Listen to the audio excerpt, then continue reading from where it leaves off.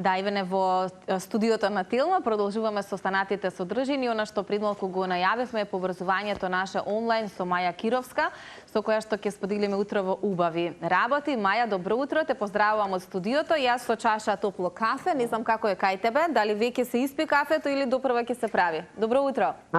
Добро утро, благодарам за поканата. Допрва ќе се прави кафето и во текот на работата, нели? Да. Маја, важиш за утрински човек или малку ти е потешко вака будењето рано наутро, особено па сега овој период кога се промени и часовникот. Сега засега имаме се уште, да речам, ден е додека нели е 6 часот, за брзо ќе биде ноќ, па некои велат дека не уживаат баш толку рано да стануваат. Ти од кој тип на луѓе си? Па станувам рано, но сега со промената на часовникот, како што кажавте, некако малку се поремети биоритамот и не е. Да. Тешко е човек да се навикне. Меѓутоа станувам рано и почнам да работам рано, најпродуктивен ми е оној период. Рано наутро, додека е уште по-тивко, да кажеме, додека не. Некогаш дури во 5 часот станувам, па заедно с утринско кафе, гледам да завршам голем дел од работата. Некои велат дека првиот дел од денот знае да биде тоа како продуктивен, но секако тоа важи за оние кои што навистина ги сакаат утрата и не има проблем да станат. Маја, имаме убави поводи за кои што те поканивме нели да бидеш дел од оваа наша рубрика.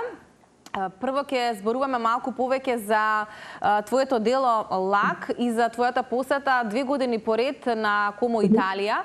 Може ли прво да ни кажеш за каков фестивал, ако можам фестивал да го наречам, станува збор и како тоа се случува да 2 години поред твои дела впрочем бидат представени токму таму, па дури ете и наградени. Така, значи станува збор за манифестација која што е всушност надпревар и доделување на награди, свечено доделување на награди. Проследено е со изложба на самиот ден нели на доделувањето на награди од сите победници кои што освоиле награди во различни категории. Станува збор за награди од областа на дизајнот и има, да кажеме, многу категории во кои што ете ја учествува во категоријата дизајн на уметничка инсталација. И минатата година и оваа. Минатата година, кога, да кажеме, првпат се сретнав јас со оваа манифестација, беше на покана на Друштвото на ликовни уметници, поточно председателката Јана Манева Чупоска, пак беше проследена поканата преку Министерството за култура и учествувавме повеќе уметници од Македонија. Тројца добивме награда во различни категории. Минатата година имавме пикет, да кажеме, за да аплицираме со едно дело. Меѓутоа, 2 мои дела добија така повисок скор, па решив и второто дело, прелиминарен скор, па решив и она дело кој што исто така се двоумев минатата година да го представам. Го представив оваа година. Минатата година многу ми остави впечаток самата манифестација, организирана на високо ниво, значи нешто несекојдневно на кое што не сме навикнати, да кажеме, ние како уметници. Тоа може да се забележи и од фотографиите, бидејќи навистина изгледа доста убаво, како да станува збор за, како рековме вчера во текот на договарањето наше, можеби Оскарите кога е филмот во прашање или некои други реномирани награди, да. Да, идејата е токму и тоа на организаторите да им се оддаде почит на дизајнерите и на творците од областа на уметноста, слично на оној начин како тоа што се прави во филмската индустрија. Па ете, да кажеме, така е целата манифестација, се одвива со една свеченост на црвен тепих, свечено доделување на награди во театарот во Комо, со фотосесии проследено и на крај со пригоден коктел, каде што е изложбата, да кажеме, и имаат можност уметниците да направат комуникација меѓу себе, да разменат мислење и слично. Маја, велиш, си се двоумела за ова дело дали да го пријавиш, а сега кога веќе си го пријавила, тоа е дури наградено. Прво ќе ми кажеш зошто се двоумеше и може да им објасниме на гледачите, бидејќи има можност од фотографиите да погледнат како тоа изгледа. Тоа е една уметничка инсталација, но кога малку би ни ја подобјаснила приказната, веројатно на сите би ни било појасно за што станува збор. Да. Минатата година аплицирав со делото Скин. Тоа ми беше едно ново дело кое што кога го изложив првпат на групна изложба со која што имавме во МКЦ со уште 2 колешки, Ана Ивановска и Христина Зафировска, на изложбата Заедничка регенерација, која што потоа прошета ја прикажавме во повеќе градови, остави силен впечаток на колегите, значи имав многу позитивни реакции од колегите, значи беа изненадени од техниката на тоа дело кое што беше изработено лани, на специфична оригинална техника која што да кажеме сама ете дојдов до неа, не е нешто што го имам научено. И самиот впечаток што го оставаше делото лани, меѓутоа и ова дело лак беше дело кое што беше претходно наградено. Не е од толку нов датум како ова што беше нели свежо лани. Минатата година ова беше претходно дел од една пак моја најуспешна изложба која што доби наградата Вангел Кочоман во 2015 година за најуспешна изложба на претходната година. Сакаш да кажеш дека ова дело е старо 10 години?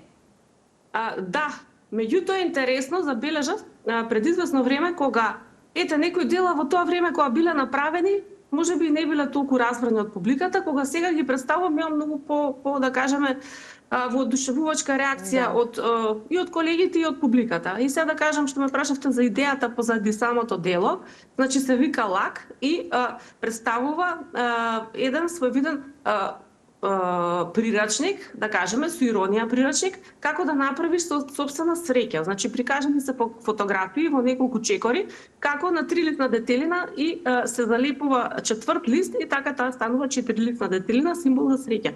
Значи како една иронија кон оние сите лажни вредности.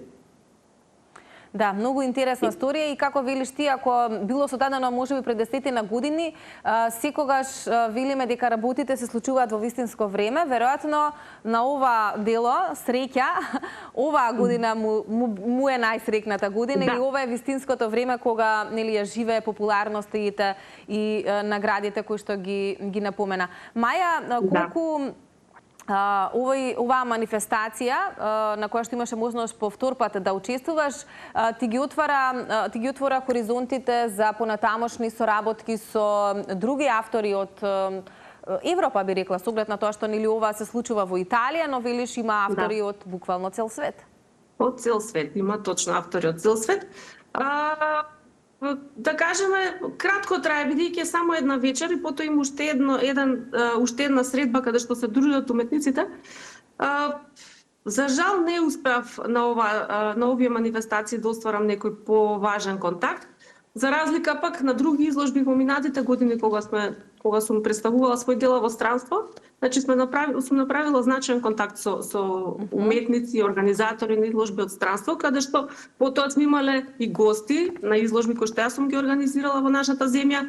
Наши уметници се представиле на изложби, например во Кореја, во Холандија, Португалија и така натака. А уметници од тие земји пак дошле тука. Што беше важно од оваа награда, откако објавив, значи некои клиенти кои што наградата е за дизајн, за разлика од ова уметничко творештво кое што го работам, нели, поврзано е во секој случај бидејќи е дизајн инсталација, уметничка инсталација. Беше интересно што добив понуди од некои клиенти со кои што сум работела во минатото, кога видоа наградата, значи се потсети и повторно ме побара за нови ангажмани. Добро, секако отвора некои нови погледи во поглед на твојата работа. Маја, што е следно? Некаде сме кон крајот на оваа година, со оглед и на оваа награда и со оглед на изложбата која што ја спомена со две твои колешки насловена Регенерација. Верувам дека ќе заокружиш една убава и плодна 2025. Кој е твоето размислување во поглед на тоа? Се спрема ли нешто ново? Да, соработката со колешките Ана Ивановска и Христина Зафировска ни појде да кажеме многу добро. Планираме и бидејќи Регенерација веќе беше представена во повеќе градови, планираме со нов проект да се представиме следната или пак понаредната 2027 година. Потребно е време нели да се изработи. Да. Не процес е тоа. Сепак, поготово кога работат неколку уметници на еден проект. Можеби со некој свој проект ќе аплицирам сега. Конкурсот во Министерството за култура е отворен за да се представи во некоја од македонските галерии што се во културните центри. Имаме во Њујорк, во Белград, најверојатно во Њујорк. Одлично. Изложбата Регенерација беше прошата и до Белград, не знам дали регионално и на други места. Да. Како се задоволните од фидбекот генерално на Балканов? Добар фидбек, поготово во Белград имавме многу добар фидбек. Беше доста посетена изложбата, беше представена и во Тирана. и во нашата земја беше покрај тоа што беше представена во Скопје, беше представена и во Битола. Во Белград имавме добра реакција, дури побара изложбата да остане, организаторите на галерија да побара да остане подолго од планираното. Одлично, да. Мола? Велам повеќе од предвиденото да биде отворена? Да. Значи беше предвидено 15 дена, остана месец и пол. Одлично. Тоа говори за добрата изложба, за она што сте го изработили или понудиле за посетителите, а до некаде и за добриот вкус на тамошните посетители. Маја, некаде пред крајот, колку уживаш во есента, колку таа знае да ти биде инспирација во поглед на твојата работа? Уживам во есента, има човек време повеќе да се посвети на себе, на својата работа, нема толку многу активности надвор. Да. Прошетки мене ми одговара. Пократки денови.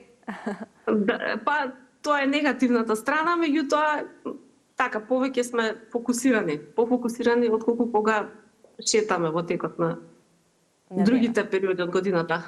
Така е. Маја, ти благодарам за ова утринско дружење. Се надевам дека и ние ти го направивме тебе овој петок да ти биде малку поубав од вообичаено, да стартува на еден малку поинаков начин. И благодарам за сите овие убави работи кои што ги сподели со нашите гледачи. Навистина ти посакувам успех и твоите дела да стигнат надалеку низ светот, па и ете посакуваниот Њујорк кој што пред малку го спомена, наскоро да стане реалност. Ви благодарам и ви благодарам на поканата. Поздрав, Маја, поздрав до некое наше следно дружење.